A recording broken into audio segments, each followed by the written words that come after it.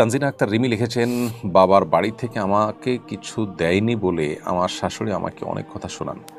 শাশুড়ির কটু কথা থেকে বাঁচার জন্য বাবাকে আমি চাপ দিতে পারবো কি না? উত্তর হলো না। আপনি আপনার বাবার বাড়ি থেকে কিছু আদায় করার জন্য বাবাকে আপনি চাপ দিতে পারেন না। এটা আপনার বাবার প্রতি জুলুম হবে। বরং আপনি শাশুড়িকে বোঝাবার চেষ্টা করবেন, প্রয়োজনে সবর করবেন।